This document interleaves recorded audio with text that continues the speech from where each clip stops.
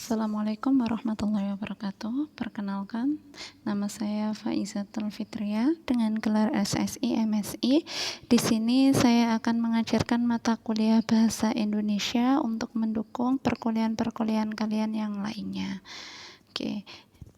Di pertemuan pertama kali ini saya akan menjelaskan dulu sejarah, fungsi, dan kedudukan dari bahasa Indonesia. Oke, sebelum kita masuk materi pokok, saya jelaskan dulu kontrak perkuliahan atau tata aturan perkuliahan di mata kuliah Bahasa Indonesia ini. Di sini saya sudah membaginya beberapa poin. Untuk poin yang pertama, setiap materi dari mata kuliah Bahasa Indonesia akan saya upload di channel YouTube ini atau channel YouTube yang sudah saya buat ini, dan saya akan bagikan ke mahasiswa melalui link video. Link video akan saya upload atau saya berikan di Oasis di Moodle-nya. Jadi kalian bisa mengakses link video ini melalui Moodle. Kemudian bagi mahasiswa yang mengikuti perkuliahan ini, saya wajibkan untuk subscribe dan like serta menonton videonya sampai selesai.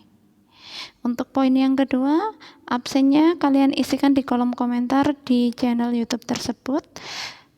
Sementara untuk diskusinya tetap akan saya laksanakan di Moodle di kolom diskusi. Untuk penilaiannya sendiri kalian bisa lihat dari beberapa poin yang sudah saya tuliskan. Untuk poin ini untuk kehadiran tidak saya masukkan ke nilai utama ya, cuman saya harapkan kehadiran kalian 80%. Jadi jangan ada kata untuk membolos atau tidak ada sinyal atau bagaimana. Yang berikutnya, nilai utamanya saya bagi menjadi nilai tugas, nilai kuis, sama nilai UTS. Nilai tugas di sini saya berikan 20%, terdiri dari tugas individu dan tugas kelompok. Yang berikutnya adalah nilai kuis sekitar 30% dan terakhir nilai UTS 50%. Oke, kita mulai perkuliahan ini di mata kuliah Bahasa Indonesia. Yang pertama saya sampaikan adalah pengertian bahasa Indonesia dulu, yaitu alat komunikasi antar anggota masyarakat. Dia juga digunakan sebagai sistem lambang bunyi yang dihasilkan dari alat ucap manusia. Oke, kalau kalian punya pertanyaan kapan bahasa Indonesia lahir, kalian harus ingat dulu kalimat-kalimat di bawah ini yang berisikan, kami putra-putri Indonesia mengaku bertumpah darah satu, tanah air Indonesia. Kami putra-putri Indonesia mengaku berbangsa satu, bangsa Indonesia. Kami putra-putri Indonesia menjunjung bahasa persatuan, bahasa Indonesia. Mendengar kalimat-kalimat ini, mungkin kalian tidak akan merasa asing karena kalimat ini sering keluar atau sering dilontarkan baik melalui media televisi maupun media tulis atau media cetak. Dan ini sering muncul ketika bulan Oktober, tepatnya di tanggal 28. Mungkin dari kalian ada yang menebak secara benar, yaitu Sumpah Pemuda. Ya, Sumpah Pemuda di sini menjadi salah satu pelopor atau lahirnya bahasa Indonesia. Oke, kita akan bahas lebih lanjut tentang lahirnya bahasa Indonesia di slide berikutnya. Jadi ini adalah sejarah bahasa Indonesia. Yang pertama adalah dia ikhwal bahasa Melayu atau asalnya dari bahasa Melayu. Itu bisa ditemukan dari batu tertulis atau prasasti. Pengembara Tiongkok yang menggunakan bahasa di Nusantara yaitu bahasa Kunlu Melayu kuno. Atau yang ketiga adalah Aising, rahib Tionghoa.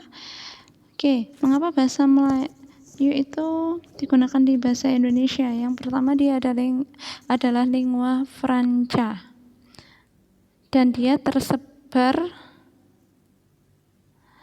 secara luas di Nusantara ini. Ya, lanjut yang kedua yaitu pemakaian bahasa Melayu. Di sini ada beberapa poinnya. Yang pertama, dia digunakan di Usaha Dewan Rakyat 25 Juni 1918, bahasa Melayu sebagai bahasa perundingan di Dewan Rakyat. Yang kedua adalah usaha kalangan jurnalis atau surat kabar. Yang ketiga, usaha Balai Pustaka yaitu majalah Panji Pustaka dan seri Pustaka. Yang keempat, usaha organisasi Indonesia Muda, yaitu berupa Sumpah Pemuda.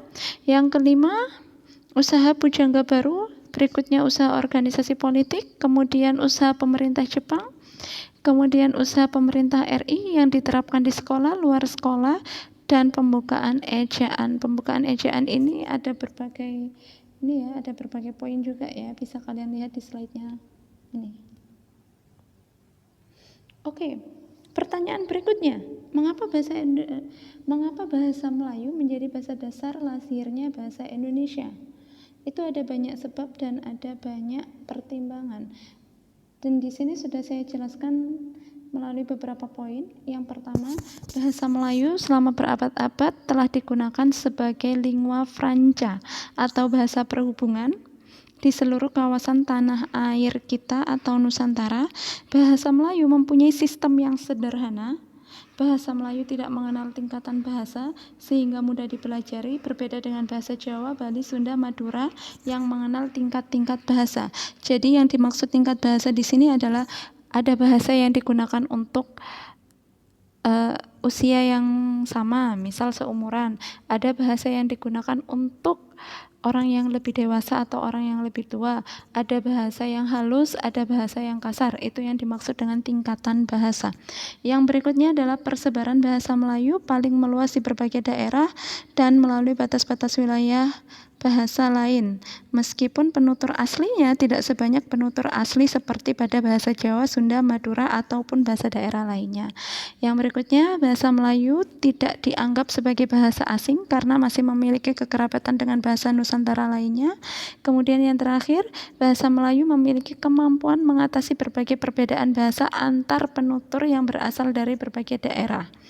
Bahasa Melayu secara sukarela dipilih dan diterima menjadi bahasa persatuan demi kesatuan dan persatuan, sehingga tidak menimbulkan perasaan kalah dan tidak ada persaingan antar bahasa daerah.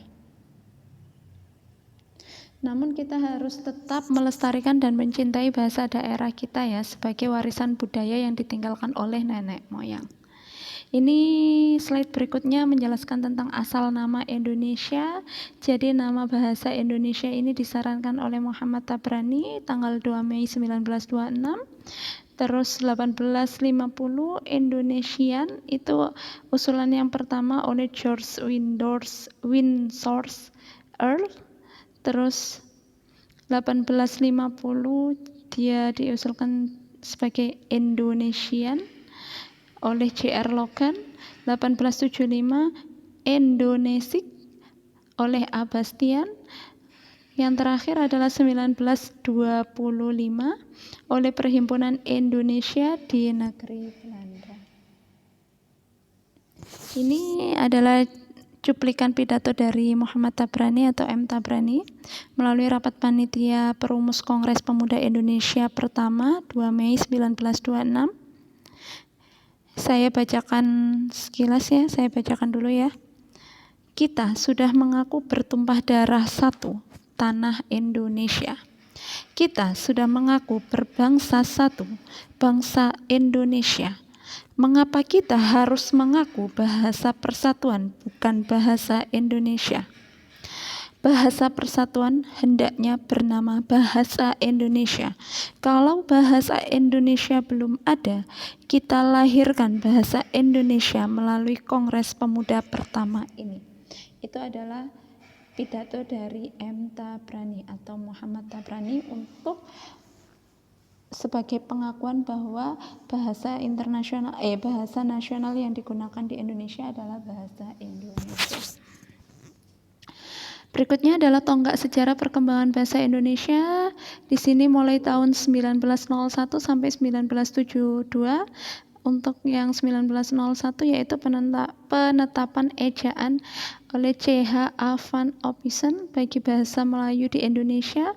Terus tahun 1916 pidato Ki Hajar Dewantara dalam Kongres Guru di Den Haag. 2 Mei 1926 Kongres Pemuda Indonesia ke-1 yaitu Hari Jadi Bahasa Indonesia. 28 Oktober 1928 Kongres Pemuda Indonesia ke-2 yang berupa Sumpah Pemuda. 1938 Kongres Bahasa Indonesia ke-1 di Solo. 1942 pendudukan bala tentara Jepang, pelarangan penggunaan bahasa Belanda dan Inggris 1942, Indonesia Seibu Inka, panitia guna menyempurnakan bahasa Indonesia di Jakarta 1943, Lembaga Bahasa Indonesia di Medan 18 Agustus 1945, Undang-Undang Dasar 1945 1947, penetapan ejaan Mr. Suwandi 1957, Kongres Bahasa Indonesia di Medan 1957, Kongres Bahasa Indonesia kedua di Medan. Dan yang terakhir 1972, penetapan ejaan yang sudah disempurnakan seperti yang kita gunakan sekarang ini. Ini sebagai bahasa Indonesia atau sebagai bahasa negara, dia sudah tercantum pada Undang-Undang 45 Bab 15 pasal bahasa negara ialah bahasa Indonesia yang berfungsi pertama sebagai bahasa resmi kenegaraan, yang kedua bahasa pengantar resmi pada lembaga pendidikan, yang ketiga bahasa resmi dalam perhubungan pada tingkat nasional untuk kepentingan perencanaan dan pelaksanaan pembangunan serta pemerintahan, yang terakhir bahasa resmi dalam pembangunan budaya dan pemanfaatan ilmu pengetahuan. Materi berikutnya yaitu tentang fungsi bahasa Indonesia berdasarkan kedudukannya. Yang pertama, bahasa Indonesia sebagai bahasa nasional berfungsi sebagai lambang kebanggaan nasional. Yang kedua, lambang identitas nasional. Yang ketiga, alat pemersatu berbagai masyarakat yang berbeda latar sosial, budaya, dan bahasa. Yang keempat, alat perhubungan antar budaya dan antar daerah. Oke. Untuk materi berikutnya yaitu BI sebagai bahasa negara berfungsi sebagai pertama, bahasa resmi kenegaraan, kedua, bahasa pengantar di lembaga pendidikan, yang ketiga, bahasa resmi dalam perhubungan tingkat nasional untuk pembangunan dan pemerintahan, dan yang terakhir, bahasa resmi dalam pembangunan kebudayaan nasional, ilmu pengetahuan, dan teknologi. Ini adalah fungsi lain dari bahasa secara umum, yaitu fungsi umum bahasa adalah alat komunikasi manusia. Jadi untuk berhubungan dengan manusia kita membutuhkan alat komunikasi yaitu berupa bahasa. Yang kedua adalah sebagai fungsi khusus sesuai tujuan yaitu fatik, konatif, emotif, kultural, politis, edukatif, mengatur diri, mengatur orang lain, interaksi, adaptasi sosial, dan sebagainya.